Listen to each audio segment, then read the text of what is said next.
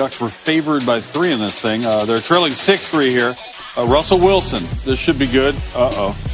Darius Williams must have looked at film because he saw that quick screen coming, got between 2 guys. Man, perfect timing. He takes it to the place where you keep your clothing.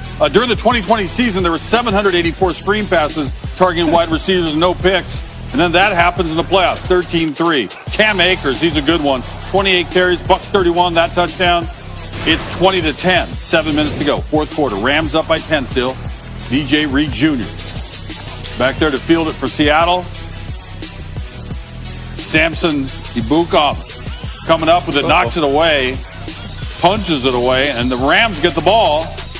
Sean McVay, always with good energy. 2nd and 4, here they go. Jared Goff, Robert Woods, nobody wanted to cover him. The Rams take out Seattle, 30-10. They move on. All right, Jeff is back, and I'm going to borrow a quote from the great Oklahoma State coach Pat Jones. The Rams simply put a knot on the Seahawks' head here. I'm going to ask you, and you can take both sides of the ball, and just tell me what impressed you about the Rams' performance.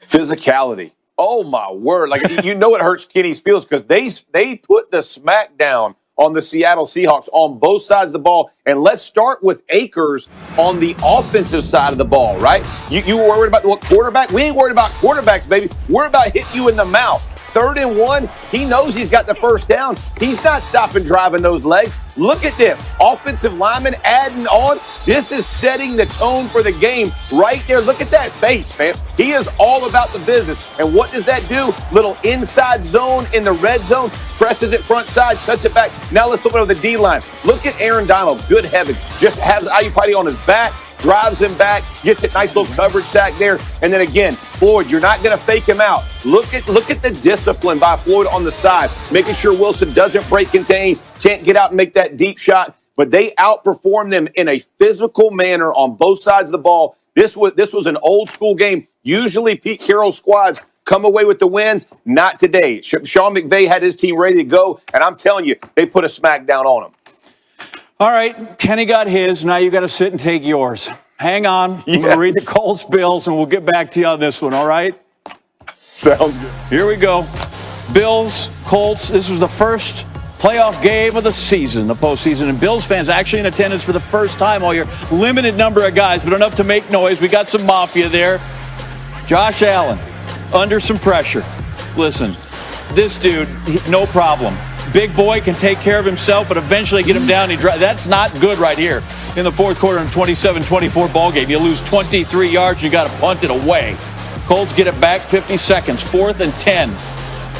Phillip Rivers on Zach Pascal downfield. Gets the ball, fumbles, Bills recover. They're on it. 2 referees come in. Listen, 1 referee's fine, 2's a conference, and then you never know what happens. We're going to look at it. We're going to look at call on the field, down by contact. Bills think they have the ball. Rivers sees the call, tries to get another play off. Here we go. We're going to get Sean McDermott runs out the sideline, timeout. Now we have to have the review. What is it? What's the VAR? Video assisted replay? Yeah, VAR. Is that what we're getting there? Pascal look at it again to see. So they say, listen, Colts retain possession. Rivers, one last shot. Batted down at the 5. Bills not showed scoring, but they win 27-24. First playoff win in 25 years. For them to experience playoff football for the first time in 25-plus years here in Buffalo, it was unbelievable. I'm glad they got to share that experience with us. They helped the game out, the juice, the energy that they brought. It was fantastic, and we're going to need them next week too.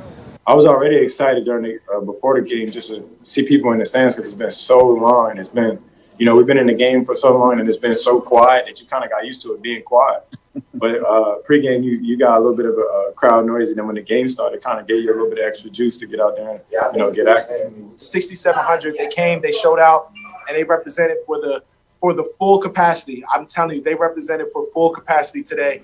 Oh, man, it feels so good to have the Mafia here. Call it 6,700 fans, but, man, that place was rocking. It was louder than I expected, and I'm not going to lie. Incredible, man. Just you could feel it in the air. Just the atmosphere and the environment it was almost like it was full, especially down the stretch there, and just special. Only in Buffalo. Good to see Micah Hyde there. You know, he's the BHA, best Hawkeye available. There it is. So 24-year-old Josh Allen finishes 324 yards, completed 74% of his passes. He's the youngest player in NFL history to throw for 300 passing yards and complete at least 70% of his passes in a postseason game. He passes comes underneath Andrew Luck, who was 25 when he did it with the Colts in 2014. Take that, LaMelo Ball. Phillip Rivers, he's much older than that. In fact, he might be old enough to be done after this game. You're playing to win it all, or they wouldn't keep score. And so you're always disappointed. It's always emotional. But yes, is it more emotional when you're in your 17th year and you're about to be 40 and you're not sure if you walked up your last tunnel? Heck yeah, it's more. But it was a heck of a fun season. I certainly there's zero regret in moving to Indiana and playing for this franchise and having a chance to meet a bunch of new guys that I'll keep a relationship with. So we fell short today, but I'll walk out of here with head held high for sure. We should all have the stamina of Jeff Saturday, who is still with us. Jeff, 27-24. That's a field goal. I watched this game. Colts in the first half passed on a field goal. They went for 2 instead of kicking an extra point. There's a whole bunch of things. And so when Coach Reich looks back at this thing, and this team is going to feel what about the opportunity they had today? Missed opportunities. And, John, you said it, man. I mean, this is as painful a loss as it can be. And, listen, I've lived through these. When you walk out knowing that you outplayed the team but couldn't make the biggest plays of the game to continue it going. And, again, missed opportunities are how you're going to define it, and it is as painful as it gets. You know, whether it be on the third down and not making it, we're about to watch it. 4th and goal, right? I mean, he's bailing. He feels a little pressure. You're going to have, as the receivers coming over, Pittman's going to come over, little natural rub. He's coming wide open. You can't ask for anything else. Oh, just out. I mean, just off the tips of his fingers. And again, is it pressure? Is it the receiver? Who knows? Now, 4th and 3. How does this happen? Into the second quarter, you know you're going to go in with the lead. You cannot jump off sides again. Kills you, gives them another set. They score a touchdown. And again, 2nd and 15. You're coming off a sack right here. You have the corner coming off the blitz. Kenny Moore jumps up instead of keeping his feet, watching the hand of the quarterback, and just keeping him contained. We know what happens when Josh Allen breaks contain. He is going to make plays. He could have thrown it down to Singletary. Instead, he hits Diggs on the edge to complete it, move the chains. It took 4.5 minutes off the clock. When the Colts go back and look at this game, they're going to kick themselves thinking, man, if we would have had to make the plays, we could have won this game. Give a ton of credit to the Buffalo Bills. Listen, at every point that they had to meet the Colts' energy, they did. Those guys, you could tell they were fired up for their fans and for themselves. It was a heck of a win for the Buffalo Bills. Jeff Saturday, you're terrific. We are out of football games. Unless you want to stick around, talk about the Bucs and the Cavaliers, you're done for the night. Thanks, man. I'm good. See y'all. Scott Van Pelt coming on the TV in a matter of minutes with gaming information and jokes. Ryan Clark on board, wrapping up.